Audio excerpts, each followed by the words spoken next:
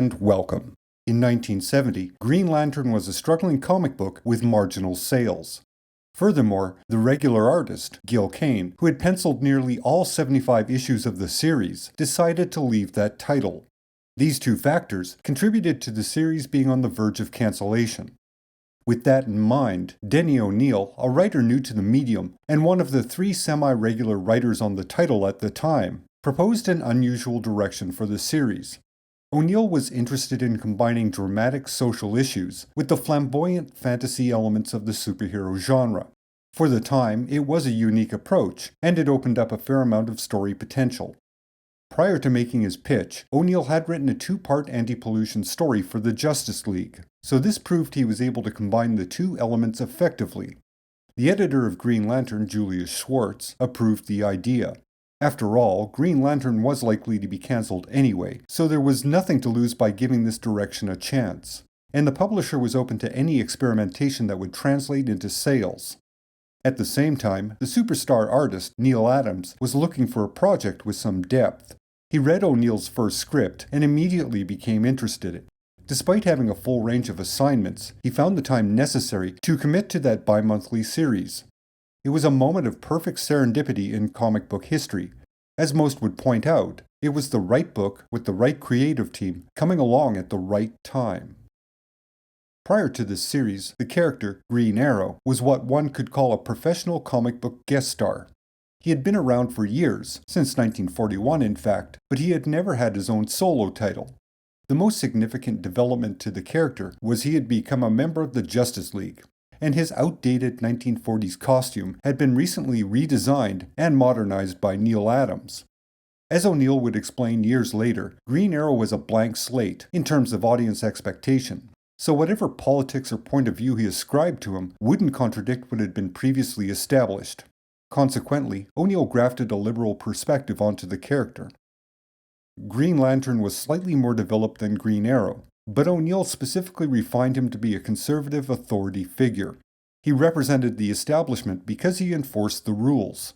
He was, after all, a space cop with a magic ring. It only made sense that he would side with those in authority. Basically, the two superheroes were foils for one another. Their opposing views would allow for the stories to weigh in on both sides of an issue. That being said, resolutions favored a liberal perspective, but conservatism wasn't unrepresented. Or, more importantly, a conservative viewpoint wasn't solely restricted to or endorsed by that month's antagonist. This approach was best described by O'Neill himself. We would dramatize issues, we would not resolve them.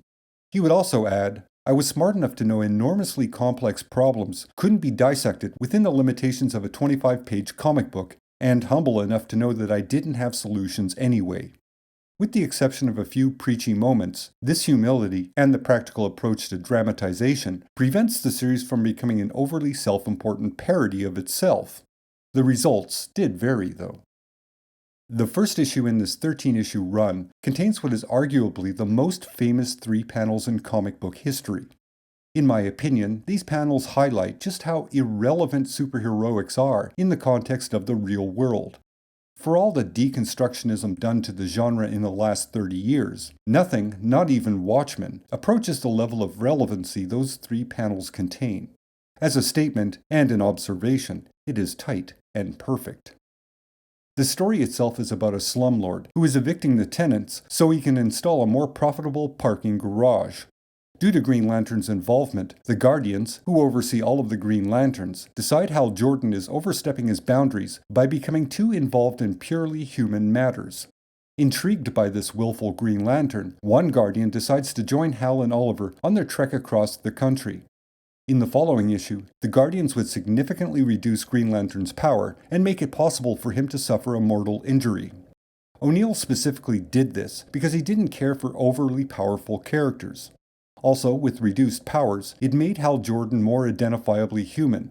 That is, instead of being invulnerable to harm and being able to make all of his wishes come true, Hal was now capable of suffering like other mere mortals. This cross-country trip lasts exactly 4 issues. Although, according to Oliver, they've crossed the country twice and had many adventures, none of which are seen. Briefly, the 13-issue collaboration between O'Neill and Adams explored these topics. slumlords, the hardships of tightly controlled small towns, cults, and white supremacy. This was, at the time, considered to be a commentary on the Manson family. However, O'Neal says that connection is purely unintentional.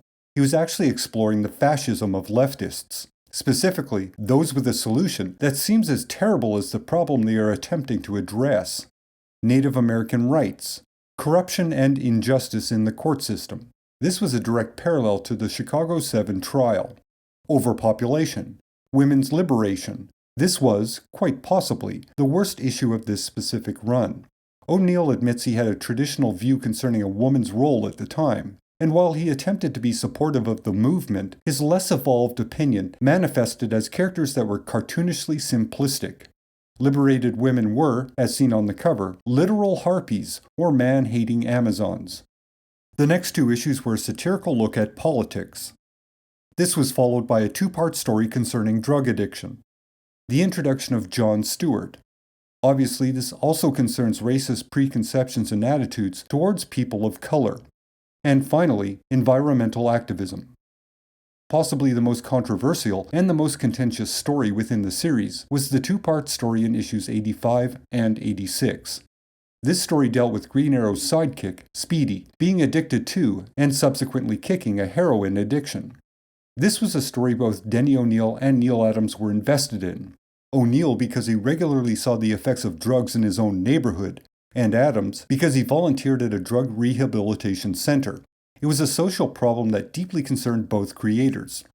They researched the subject by actually talking to recovering addicts and to counselors who were trying to help these people get clean. Obviously, this was a controversial topic for a mainstream comic book.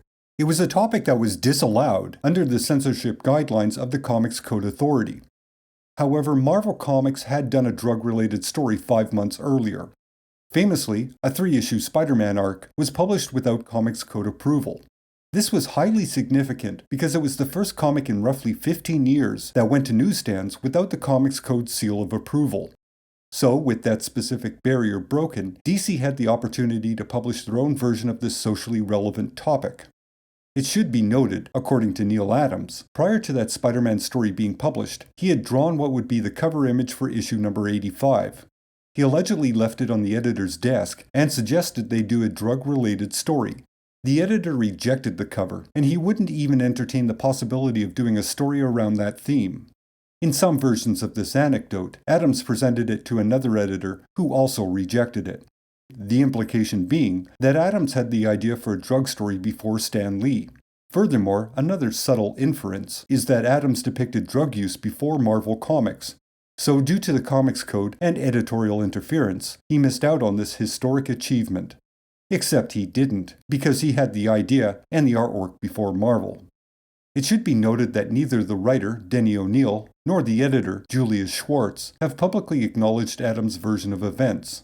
So this anecdote's veracity is difficult to confirm. The biggest issue this story faced was, obviously, turning the former Green Arrow sidekick, Speedy, into a junkie. Speedy was, at the time, still a member of the Teen Titans, and this character-altering revelation came out of nowhere. Fan opinions were quite mixed about this development. The other issue was how this story concluded. Originally, Green Arrow and Speedy had a terse conversation, and then they went their separate ways. However, Neal Adams didn't like that ending. He felt there was no lesson learned. So he rewrote the final 2 pages, submitted it to the editor for approval, and that was the ending that was published. The ending Adams wrote has a conversation where Speedy punches Green Arrow in the face.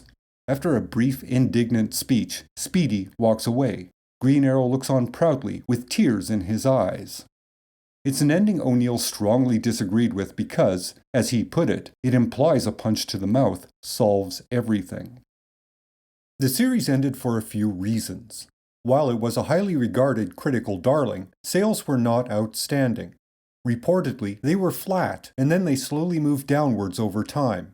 Basically, this new direction, and the praise it received, only delayed the inevitable cancellation of the title. It lasted as long as it did because of the prestige it acquired, not the sales it generated. Secondly, Denny O'Neal was tired of trying to find a new social issue to be angry about every 2 months. In fact, O'Neal has admitted that some of the issues he examined he really wasn't passionate about, nor did he have a strong opinion concerning them. This did lead to some stories that were rather weak, and the quality did fluctuate due to this lack of perspective. Following the cancellation of the series, Green Lantern and Green Arrow briefly became a backup feature in The Flash. The final collaboration between O'Neal and Adams was a three-parter in that series. This was also the final Green Lantern and Green Arrow story for a few years. This backup feature would become a solo Green Lantern feature written by O'Neal. Green Lantern and Green Arrow would reunite in 1976 when the title was relaunched. However, its socially conscious direction was excised in favor of standard superhero adventures. In the end, the influence of this brief run on the medium is hard to gauge. While it did prove that social issues could be addressed within the superhero genre, the results were uneven, and they weren't overly popular with the audience. While the topics examined were very much within the zeitgeist of the era, the incongruent elements of high fantasy and grounded social issues made for a slightly awkward combination. Perhaps the biggest influence was on the lead characters themselves. Following this series, Green Lantern still enforced the law, as dictated by the Guardians, but he would regularly question their authority. Green Arrow has remained an outspoken leftist. In other words, this series became the character template that others would follow to the present day. That's it for today. Like, share, subscribe, and comment, and I will talk at you later. Until next time.